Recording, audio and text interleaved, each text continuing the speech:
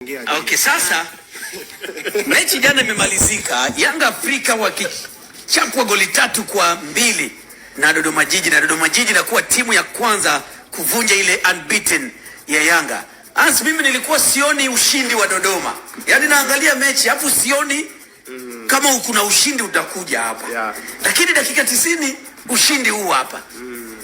Wakati unaangalia mechi kiufundi, ulikuwa unaona kabisa kwamba kuna vitu vinafanyika vinavyoweza kukupa matumaini kwamba hii timu inaweza kusawazisha bao na itapata bao lingine. Kiukweli kabla mechi kuanza, mimi mwenyewe nilikuwa kama wewe. Sikuamini kama Dodoma wangeweza kushinda. Ndio. Ingawa mpira unakuwa na matokeo mengi ya ajabu sana. Ndio.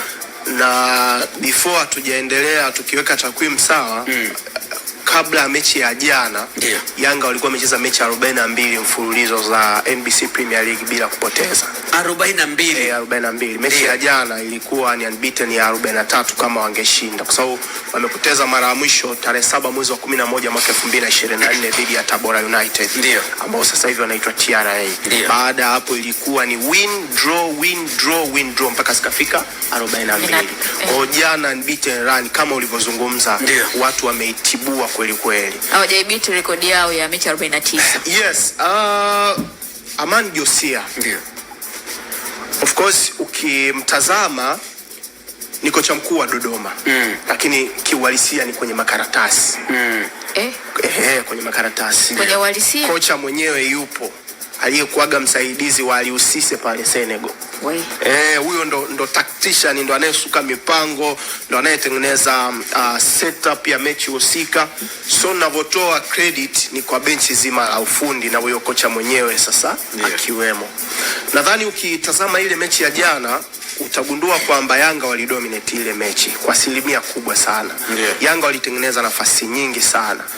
Ukitazama ile game, takwimu zinaonyesha Yanga walitengeneza nafasi 22. 22. Lakini ukirudi kwa Dodoma, utagundua kwamba walikuwa wana plani ambayo haikuhitaji vitu vingi. Tutawaheshimu Yanga, tutakuwa compact kwenye 4-4-2. 4-4-2 ni moja kati ya system ambayo inakupa balance vertical na horizontal. Kwa hiyo unaweza kuwabana Yanga wasipenye sana pembeni, unaweza kuwabana Yanga wasipenye sana katikati ya kiwanja. Ndio maana nazungumza vertical na horizontal, ulalo na wima. You understand? Ndio. Na kwa nini wanazuia kwenye 4-4-2? Edgar William, wewe ni winga, utarudi upande huu wa kulia, utaungana na Hoza katikati ya kiwanja, Salmin Hoza. Lakini Edi Kipagwile pia na wewe utashuka chini, kwa mtatengeneza mstari wa viungo wanne. Make sure Yanga hawapati upenyo mkubwa katikati ya kiwanja. And then pembeni winga wa Yanga atatakiwa kumfesi winga wetu kwanza, and then ndo aende kumfesi fullback. Kwa hiyo winga wa Yanga alikuwa anatakiwa kuwafesi watu wawili wa Dodoma kwa wakati mmoja. And then Mwana Kibuta. Lakini pia yule mshambuliaji wao nani mwanani jina limenitoka kidogo. Nyie mtatengeneza line ya kwanza. Sitaki muende kuwa place ma center back wawili wa Yanga, Baka na Mwamnyeto. Badala yake mtaweka kivuli mbele ya Duke Abuya, ambaye jana alikuwa anacheza kama single 6. Kwa sababu Yanga jana kwa kifupi amecheza na 4-3-3 wakiwa na namba 6 mmoja. Ni nini ambacho kimetokea? Tukiiba mpira kwenye transition tutakuwa direct. Tukisha kuwa direct tutaona ni nini ambacho kitatokea. Jana Dodoma amefunga mabao 3. Lakini unajua kila wakienda ilikuwa ni goli. Kila wakienda. So jana walikuwa na on target 2. Na zote zimeingia. On target ya kwanza kapiga Mwana Kibuta. So goli la kwanza la Dodoma lile la kuchomoa cross ya William Edgar haikuwa on target. Mwamnyeto sikajifunga. Kwa hiyo hatuihesabu. Lakini ukitazama goli ambalo limefungwa na Mwana Kibuta ndo on target ya kwanza na on target ya pili ya Waziri Junior. Umeona? Na magoli yote yameingia ndani. Kwa hiyo walikuwa direct na walikuwa clinical kwamba tutakapo break kwenye counter attack, make sure tunatumia nafasi tutakazofanyaje, tutakazozipata. So credit kwao. Kwa upande wa Yanga, ukitazama kocha aliyepita, Yanga tulikuwa tunaiona zaidi inashambulia kupitia pembeni. Wako vertical, wako direct. Pakome unamkuta wide, Alan Okello alikuwa anatakiwa kuwa wide muda mwingi, wataataki kupitia pembeni, ni aidha kwenye 4-4-2 au 4-2-3-1. Lakini Mo Allin anachokitaka ni kama ambacho alikuwa anakifanya Miguel Gamondi, ni kama ambacho alikuwa anakifanya Nasreddine Nabi, kwamba anahitaji kitu kinaitwa free flowing football. Nahitaji wachezaji wabadilishane nafasi. Nahitaji timu yangu itengeneze nafasi nyingi sana katikati ya kiwanja. Ndio maana ulikuwa unaiona Yanga ikiwa ina attack, nyuma wanabaki na watu watatu.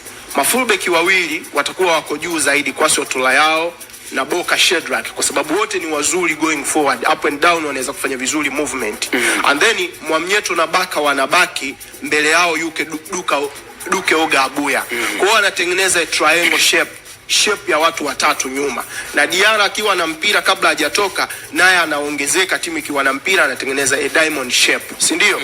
Mafullback wote wako juu zaidi, Duke Oga Abuya ndo namba 6 peke yake. Ni nini ambacho kinatokea kwa mawinga asilia?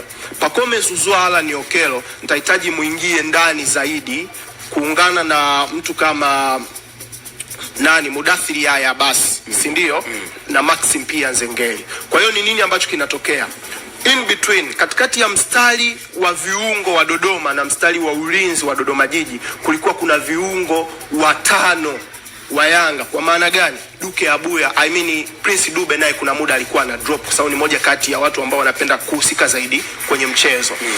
Ndo Yanga walikuwa wanatengeneza nafasi. Tazama goli la kwanza ambavyo limetokea, mpira umepita wide kwa Kwasi Otulayao ambaye alikuwa amefanya overlapping movement, amemdanganya fullback, amepiga cross. Kwa sababu Alan Okello yuko free, hayuko pembeni, amekwenda kuattack ile cross, tap in, goli limeingia. Lakini hata ukitazama goli la pili ambalo Yanga wamefunga, nadhani wote mnalikumbuka vizuri, ambalo amefunga mwenyewe pia Alan Okello, si ndio? Unaweza ukaona mazingira ambayo alikuwepo, ni mazingira ambayo yalikuwa yanamruhusu kutoka pembeni kuingia ndani zaidi na kufanya kile alichokifanya. Maxim pia Nzengeli akihusika zaidi kwenye kupiga pasi ya mwisho. You understand? Kwa hiyo Yanga walikuwa na create nafasi, na jana easily zingeweza kufika hata chuma 5, chuma 6. Ni nini ambacho kingetokea?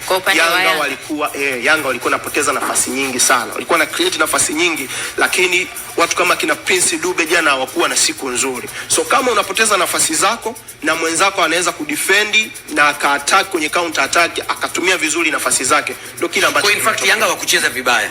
Yanga setup haikuwa mbaya. Ubaya unakuja vipi?